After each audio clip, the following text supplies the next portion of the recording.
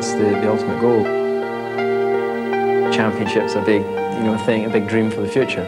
Maybe it's possible this year, maybe it's not. There's the thing I've got to remember is the fact that I've got hardly any experience in comparison to the other drivers. And of the top 4 teams, then the least experienced driver other than myself is Damon. And he's got 2 Grand Prix seasons, and every other driver has more than that. So I'm definitely the baby of the pack, and I've got plenty to learn. Round of applause for David Coulthard. In the hot seat. We're going straight to the phones, and we're going to go to line... What are we going to... Line 1. We're going to go to line 1. And who's on line 1 this morning? Hello, it's Andrew from Liverpool. Hi, Andrew from Liverpool. Are you a Liverpool fan or an Everton fan? Liverpool. Oh, good on you. Andrew, you're through to David. What's your question? Do you think that Schumacher deliberately wanted to nudge Villeneuve? Well, I don't think he deliberately wanted to take Villeneuve off, but I think he was very competitive and he wanted to hold his position and try and win the championship. But it didn't work out. Jacques won it, and the rest is history. There we go. Being very diplomatic. Thanks very much, Andrew. Thanks for your call. Sarah, what's your question? Do you think women will ever drive in Formula One?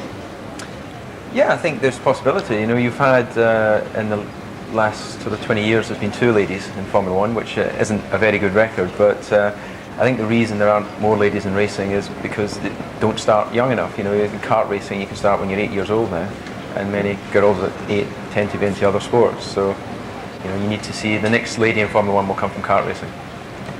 We could drive faster. Have you ever been kart driving? No. Give it a go. Have you done it before? No, I haven't actually. I'm not very good.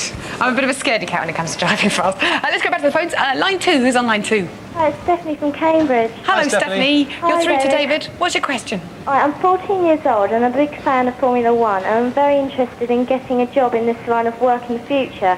Can you give me some constructive ideas on how to achieve this?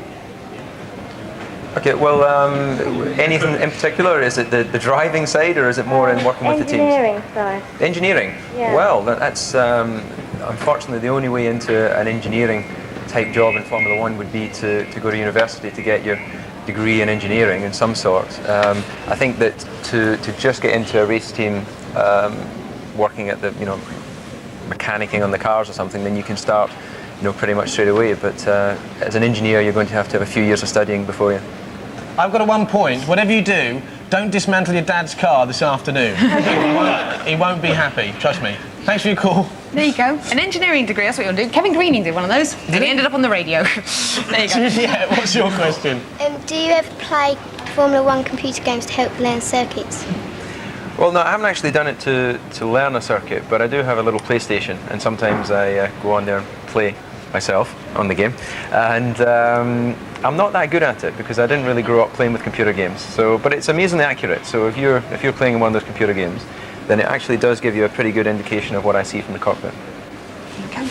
Back to the phones. Let's go to line 3. Who's on line 3? Sandy Deepak from Bromley. Hello, Sandy. You're Hi, through Sandy. to David. What's your question? David, do you think Damon Hill's going to be a threat to you because he's joined Jordan? Do you think Damon Hill's going to be a threat to you? Now he's joined Jordan. Yes, I think Damon's always going to be a threat. He had a year with ours last year that wasn't what he hoped for. He wasn't very competitive, but with Jordan, I think he's got a real chance of being at the front again and going for wins. So I expect Damon and I to be having a good few races this year, and I look forward to that. Exciting stuff. Thanks for your call, Sandy. Guy, what's your question? Are you ever frightened by the accidents that other drivers have had, like Ayrton Senna? Well, I'm never actually frightened when I drive the car. Obviously, if someone's had an accident, then you're concerned for their safety more than you think about yourself. And because I've been racing for so long, since I was 11 years old, so that's 15 years now, I tend to look at my racing the same way as you look at your life. You get out of bed in the morning, you don't think you're going to fall over and sprain your wrist or something. It just happens. So it doesn't. It's a pretty safe sport now.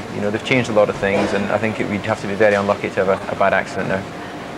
Is something you fancy in the future? Do you fancy being a racing driver? Yeah. Yeah? There we go. You can get yourself a little go-kart with pedals and you get practicing. We're going back to the phones. Okay, yes. Let's go to line 4. Who's on line 4? Hi, it's Naomi from Hastings. Hello, Naomi. You're Hi. through. What's your question? David, in the future, would you like to own your own Formula One team like Jackie Stewart and Alan Prost? Well, that's a good question. that seems such a long way off. I want to try and win some more races, first of all, in Formula 1 and try and win the championship. But the idea of being involved with the team is something that I look forward to. But whether I would want the real pressure of having to fund a Grand Prix team, it takes, I don't know, 60, 70 million pounds a year that you have to raise to run 2 cars, and that's, I think, a lot of pressure. So I think I prefer being in the car rather than having to try and fund it. That's a lot of money. A lot of money. You have to ask Zoe for a loan, maybe she'll get it. Thanks for your call.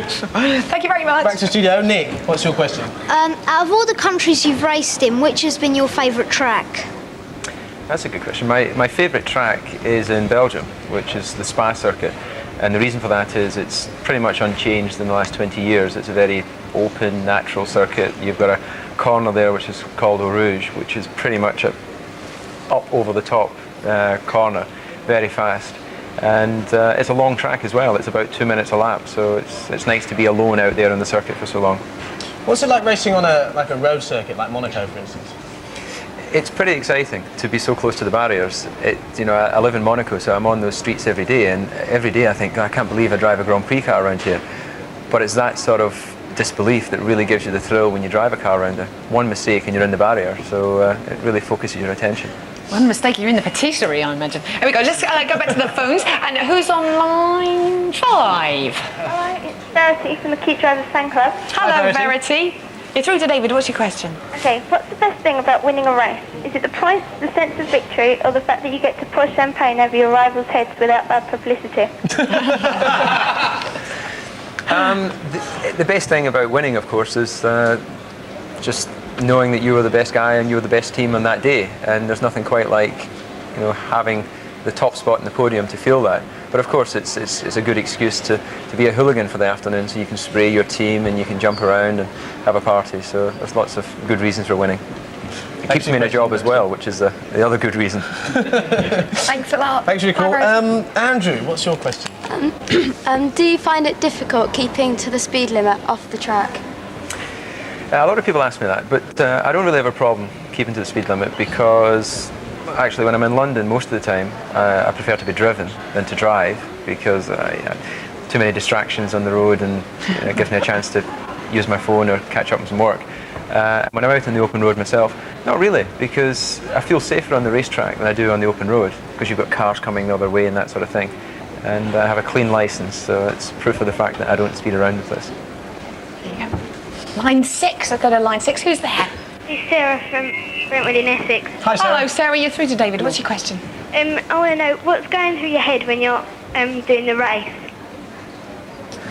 Ooh, lots of things.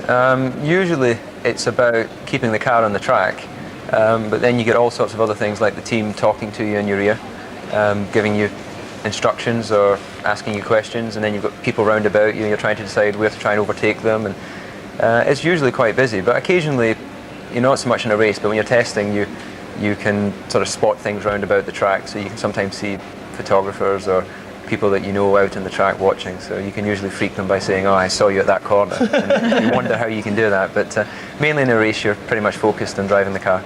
In the view. Thanks very much for your call. Thank you. Ben, what's your question? Do you ever feel frustrated when team orders make you move aside for your teammate Mick Hakkinen? I was going to use the phone there.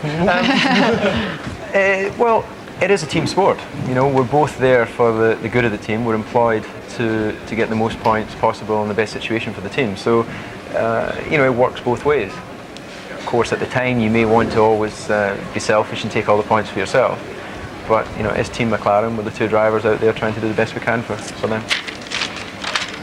Thank you very much. Good luck this season. Let's see you win. Very cool.